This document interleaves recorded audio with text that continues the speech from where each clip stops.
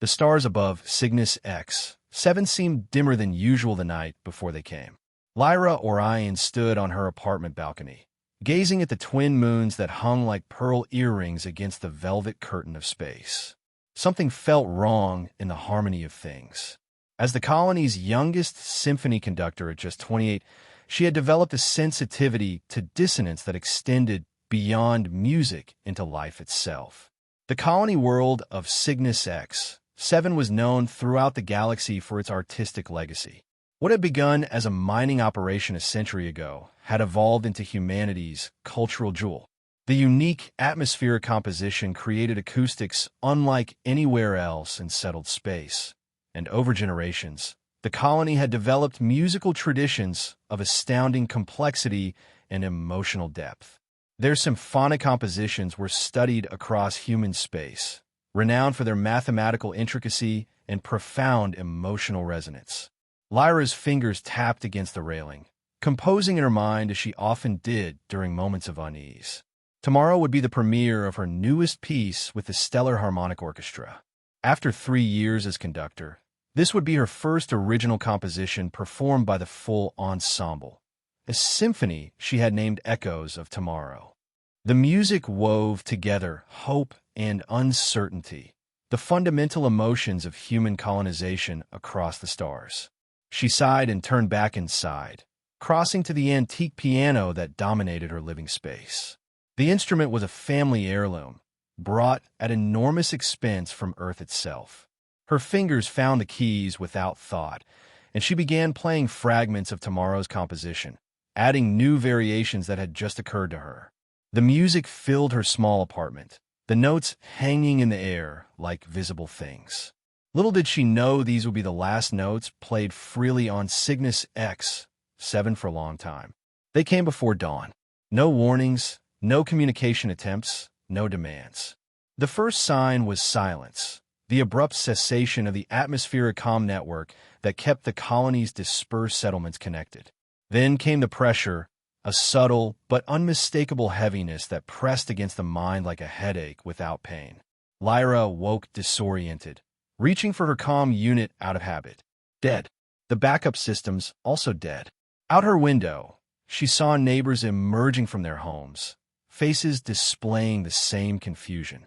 Then the ships appeared, smooth, geometric vessels of gunmetal gray that descended with mathematical precision through the coral-colored clouds.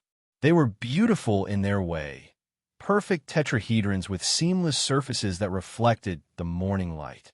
The streets filled with colonists pointing skyward, their voices a rising murmur of fear and wonder. Lyra dressed quickly and joined them, her concert forgotten. No one needed to say it was an alien contact, humankind's first encounter with intelligent, non-human life. History unfolding in real time. The government will handle this, someone nearby was saying with forced confidence. First contact protocols are clear. But why the communications blackout? Another responded. Lyra felt it before she heard anything, a change in pressure, as though the atmosphere itself was being compressed. Then came the wave, invisible but palpable, rolling through the colony's main settlement of Harmony. Every electronic device sparked briefly, then went dead. The background hum of the settlement's power grid ceased, and with it came the silence. Not just an absence of technology, but something more fundamental.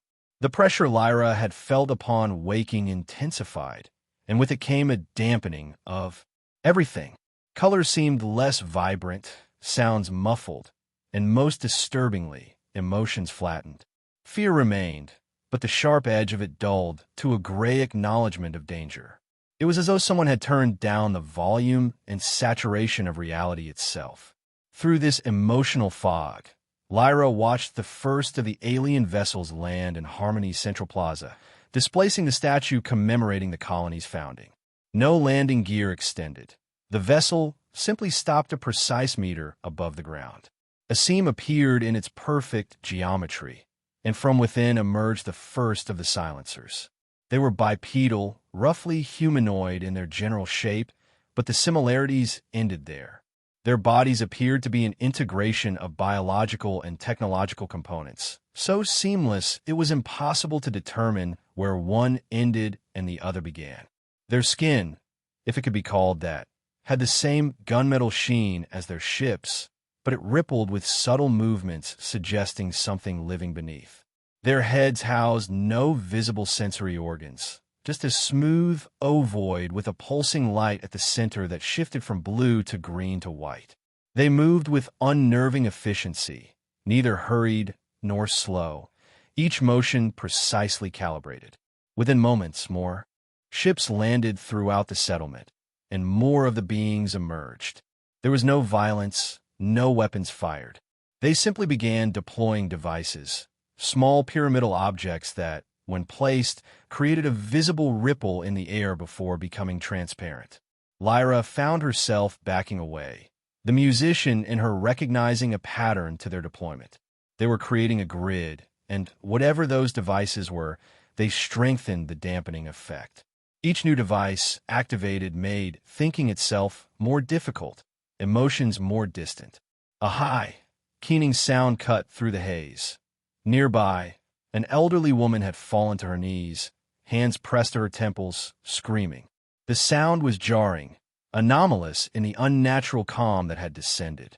Two of the aliens moved toward her with that same mechanical efficiency. One extended what appeared to be an arm, touching the woman lightly on the forehead. The scream cut off. The woman's face went slack, eyes open but empty. She rose mechanically and joined a growing line of colonists being directed toward the colony's administrative center. The pattern repeated throughout the morning. Resistance was met with this same touch, not killing, but something that looked to Lyra almost like a reset. The person remained, but whatever had made them individually human seemed erased. Within hours, the colonial capital was under complete control, the population either docilely following directions or processed into the same vacant-eyed state as the old woman. Lyra had managed to remain inconspicuous, her emotional dampening making it easier to avoid the panic that led others to futile resistance. She found herself guided with hundreds of others into the colony's grand concert hall, the very place where she should have been conducting her symphony that evening. The cruel irony was detectable even through the emotional fog. Inside, the hall had been transformed. The seating was being reconfigured by blank-faced colonists working under alien direction, creating concentric circles rather than the traditional rows. In the center, where the orchestra should have been, stood what appeared to be the aliens' command structure, a cluster of the pyramidal devices surrounding a larger tetrahedron pulsing with internal light. The colonists were seated in these circles, Lyra among them. No restraints were used. None were needed. The dampening field made the very concept of escape seem pointless, resistance irrational. They simply sat, hundreds of them, in eerie silence. One alien moved to the center of this arrangement. Unlike the others, this one's central light glowed a constant purple. When it spoke, the sound came not from the being itself, but seemed to generate directly in Lyra's mind. "We are the harmonizers," the thought voice stated. "Your designation for this settlement is appropriate. Harmony is our purpose. We bring order to chaos, logic to emotion, silence to noise. Your species produces excessive sensory output, inefficient, disruptive to universal coherence. We will analyze, categorize, and optimize your information patterns."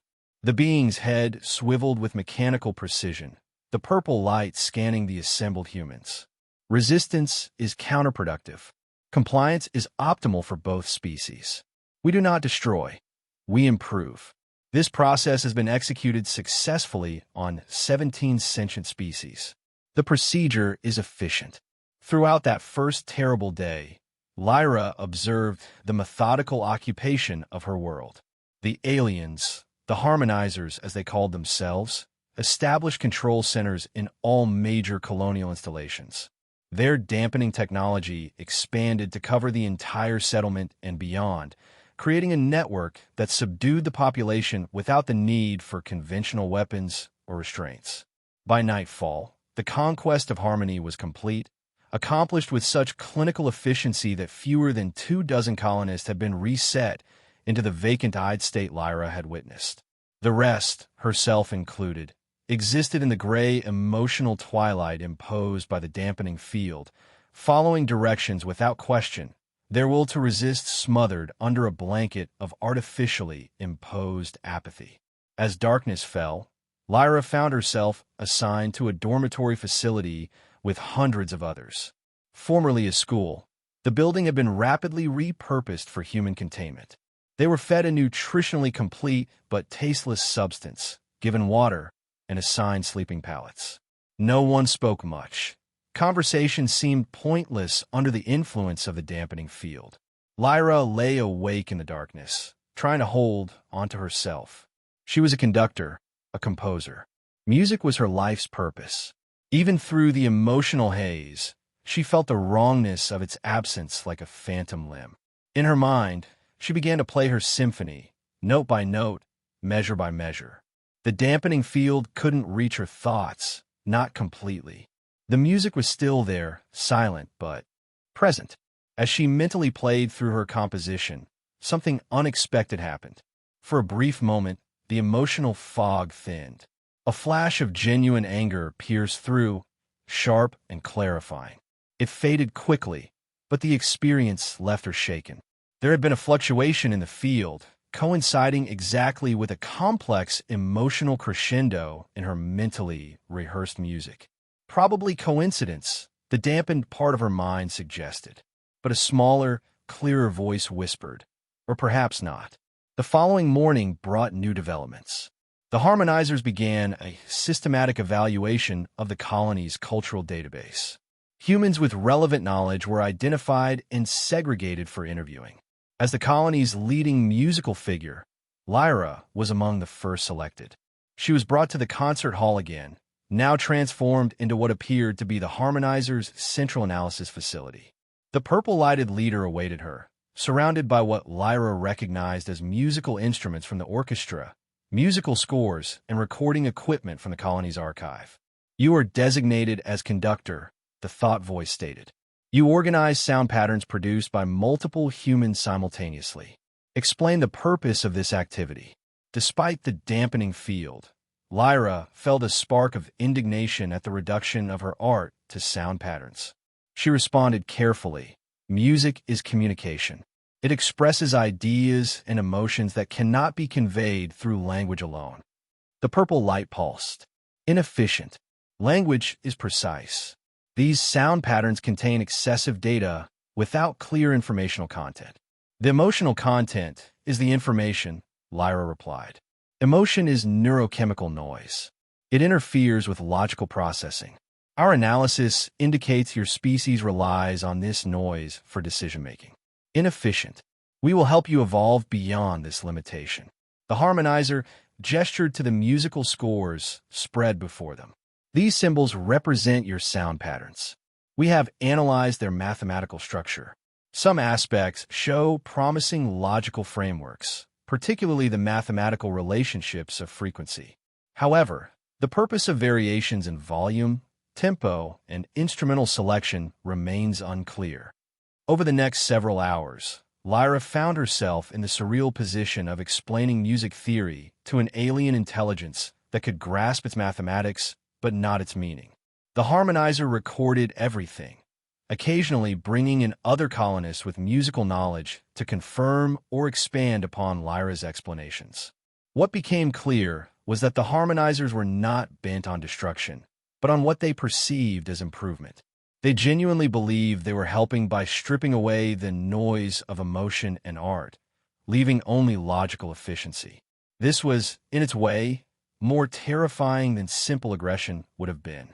During one demonstration, Lyra was permitted to play a simple piece on the piano. As her fingers touched the keys, she experienced again that momentary thinning of the emotional dampening.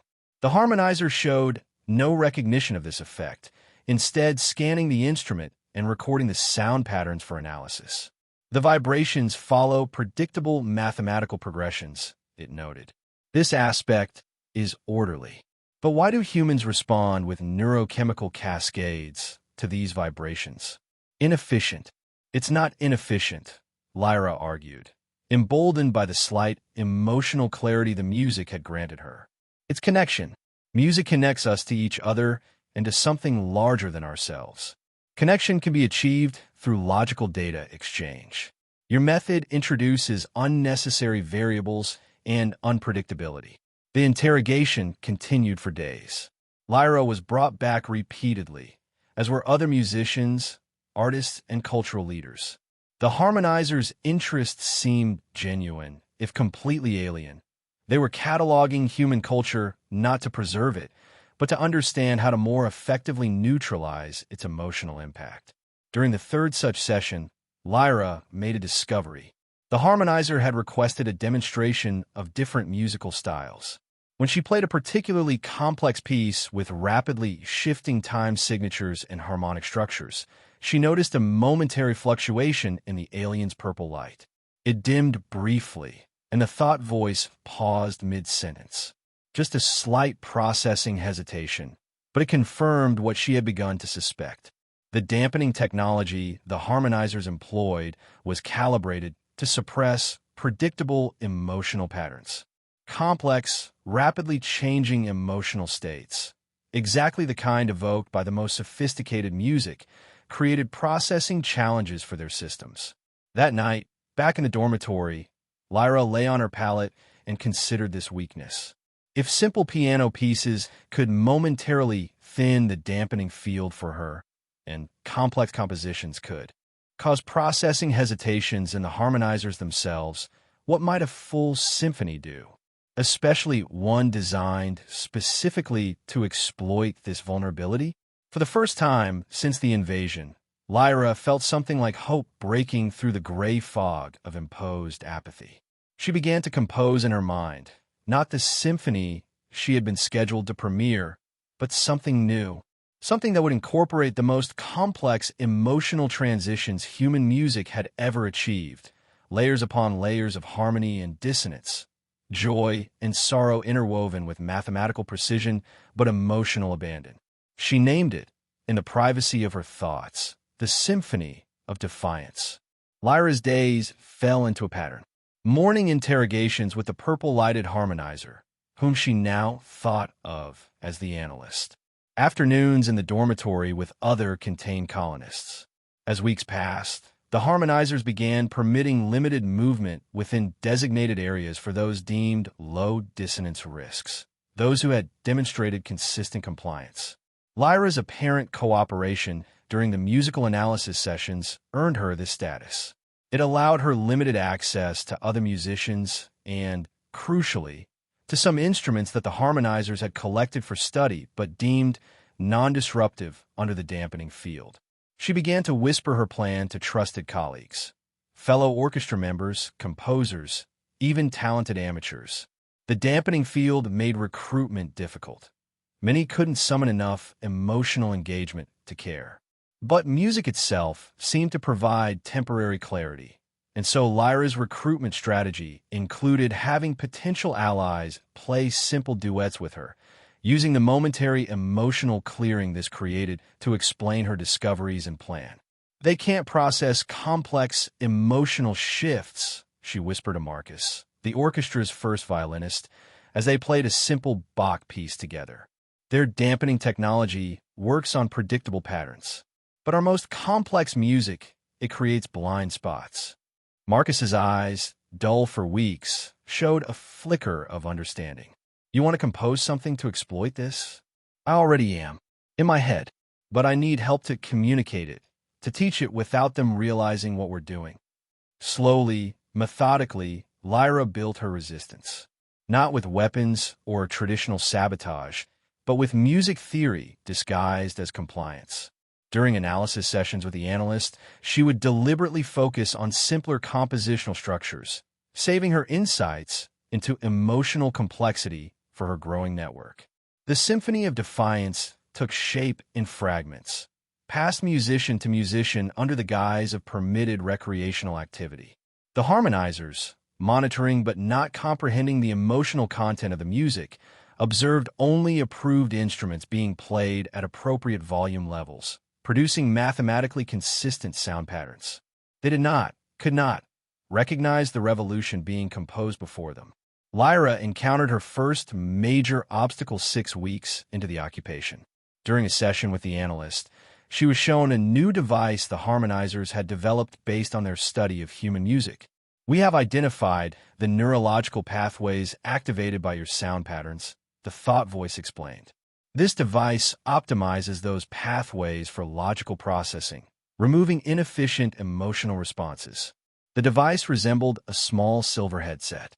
A human assistant, one of the reset, vacant-eyed colonists, demonstrated its use, placing it on his head.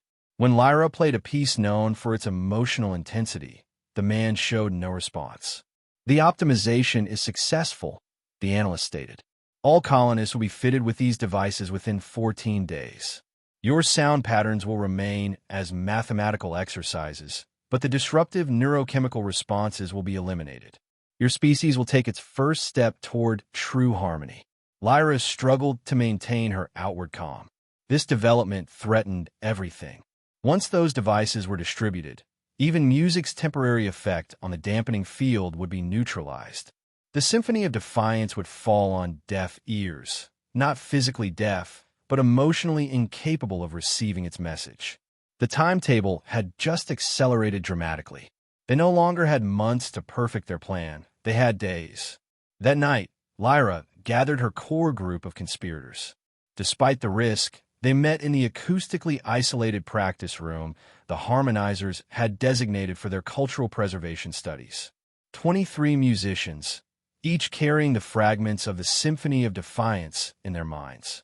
"They're developing technology to permanently suppress our emotional response to music," she told them, the dampening field making her voice flat despite the urgency of her words. "We have to act before they implement it. 2 weeks at most." "But the symphony isn't ready," Marcus objected. "We've barely assembled half the movements, and we haven't been able to rehearse any of it together." "It doesn't need to be perfect," Lyra insisted. "It just needs to be complex enough to overload their systems.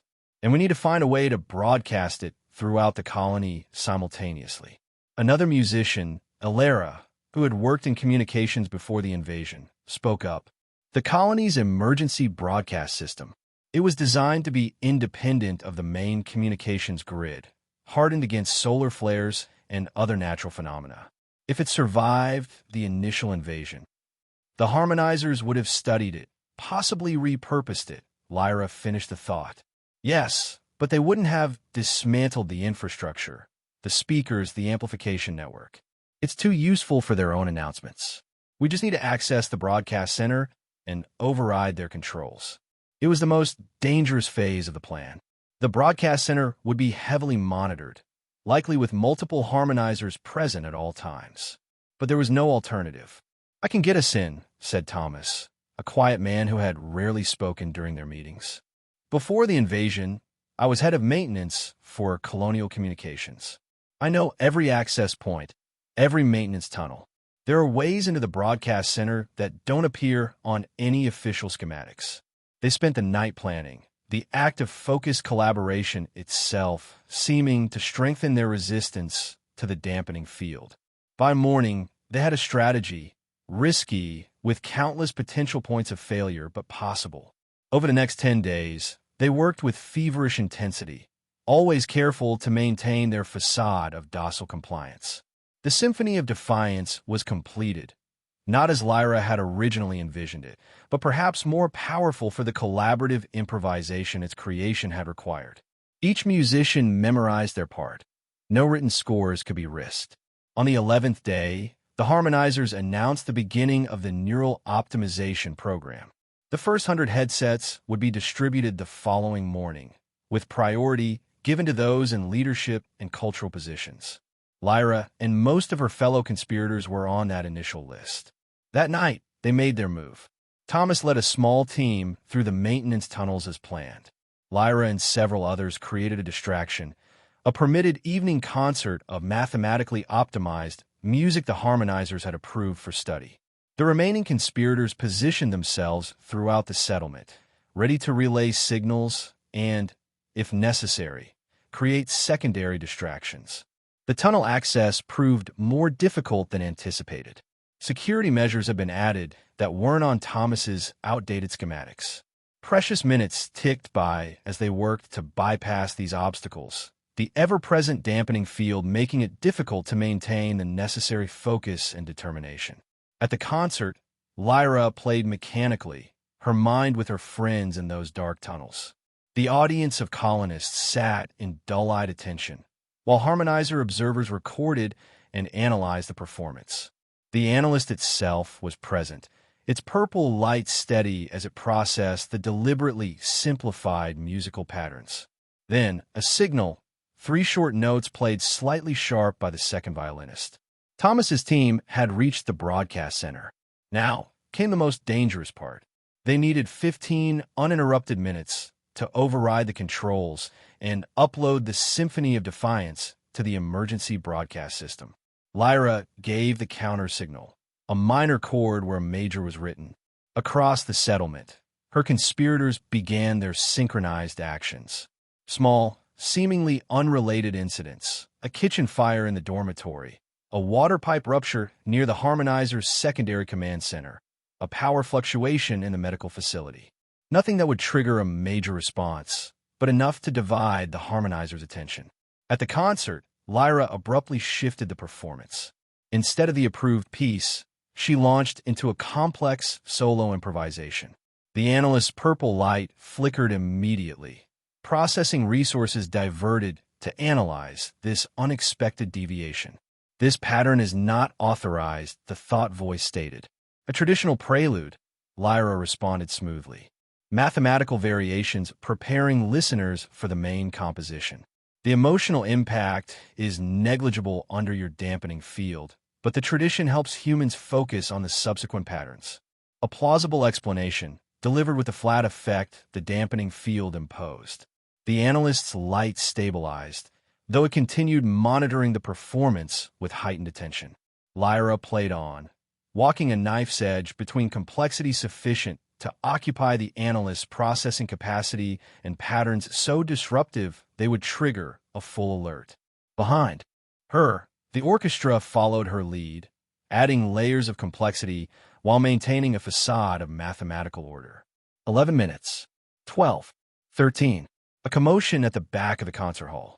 One of the harmonizers stationed at the entrance had received a communication and was moving toward the analyst. Something had been discovered. 14 minutes. The analyst's light shifted from purple to red. Anomaly detected in broadcast sector. Performance suspended. Remains seated for security processing. 15 minutes. Throughout the colony of harmony, every speaker, every communication device, every audio system simultaneously activated. For a fraction of a second, there was silence, and then the Symphony of Defiance began to play. It started softly, almost imperceptibly. A single violin note, pure and unwavering. Then another joining it, forming not a traditional harmony, but something more complex, microtones that created a beating pattern. Then more instruments, each entering with precise timing, building layers of sound that individually might seem chaotic, but together formed patterns within patterns, emotions within emotions. In the concert hall, the effect was immediate. The analyst's red light began pulsing erratically. Unauthorized sound pattern detected. Security protocols. The thought voice cut off abruptly. Around the hall, the other harmonizers showed similar signs of disruption, their movements becoming jerky, uncoordinated. More importantly, Lyra felt the dampening field fluctuate. Not the small, momentary thinning she had experienced before, but something more significant. Across the hall, she saw colonists stirring, confusion giving way to the first genuine expression she had seen in months. The symphony rose in intensity, not just in volume, but in emotional complexity. Joy and sorrow, triumph and despair. Not alternating, but somehow expressed simultaneously through the intricate interplay of instruments. It was music that could not exist in nature, could only have been created by human minds working at the furthest edges of their art, specifically designed to evoke emotional responses so complex they defied the harmonizer's capacity to predict and suppress. Throughout the colony, the effect snowballed.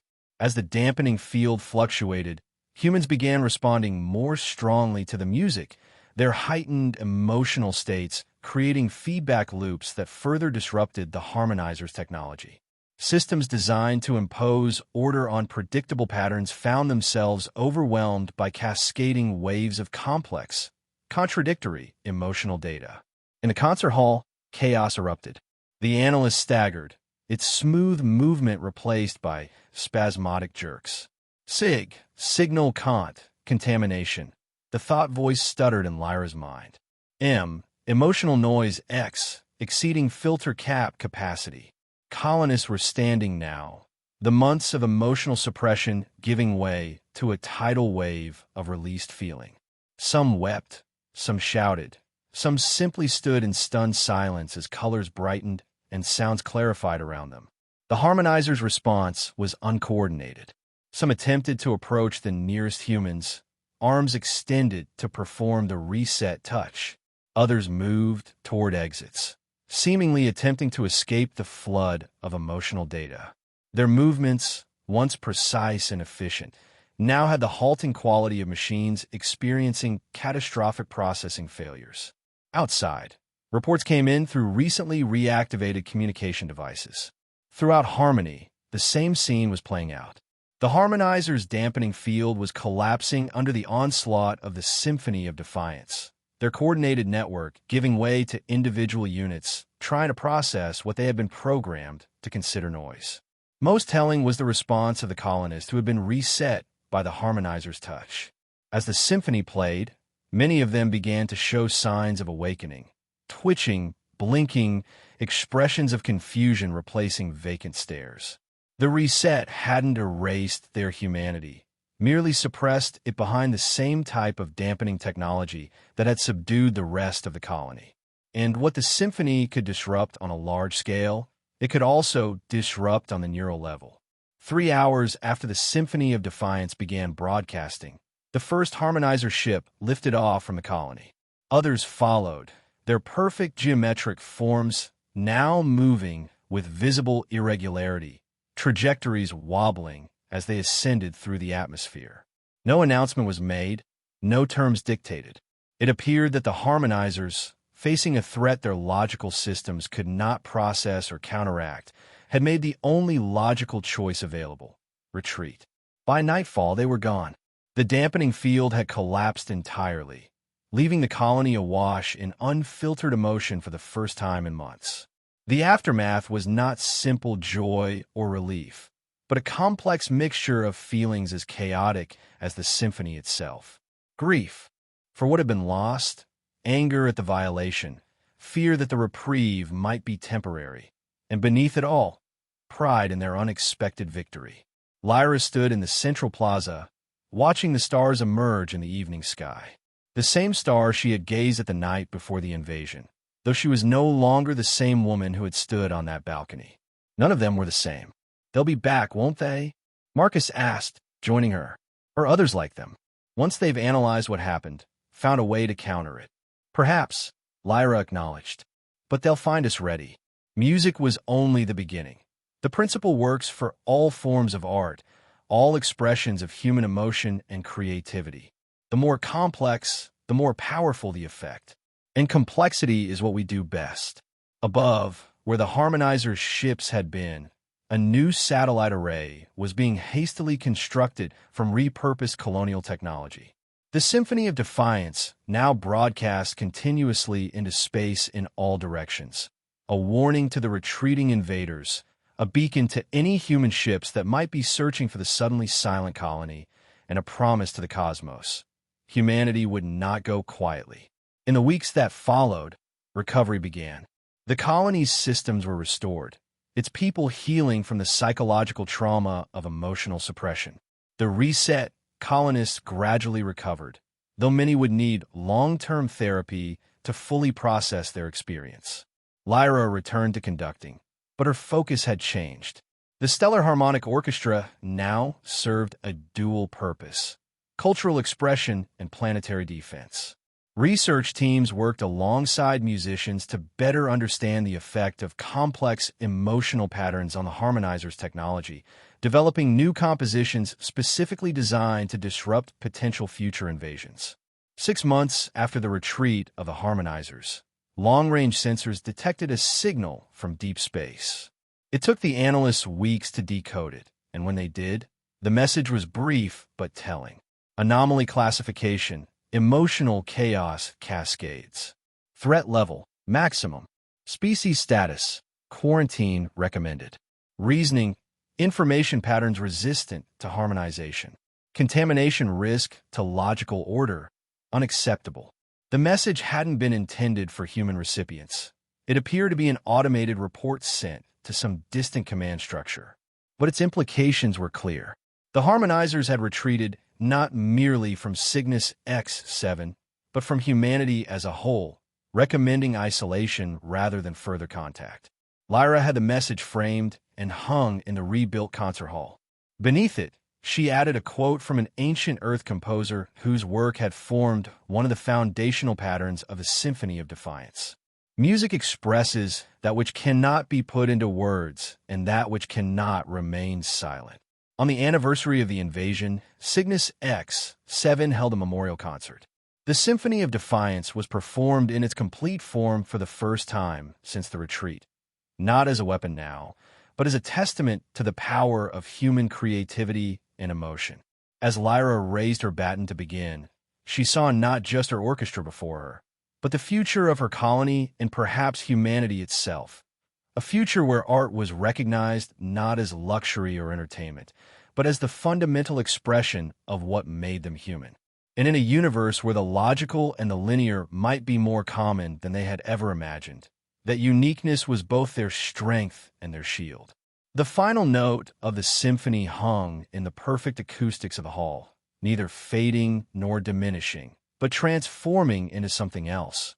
Not sound anymore, but the silence that comes after, filled with all the complexity of feeling that only beings like themselves could create or understand. Somewhere in the vastness of space, the harmonizers continued their mission of imposing order and logic. But they did so with a new understanding, or perhaps a new inability to understand, of the species they had briefly attempted to silence. A species that spoke not just with words, but with the full spectrum of emotion given voice through their art. A species that, when threatened with silence, had responded with the most beautiful noise the universe had ever heard.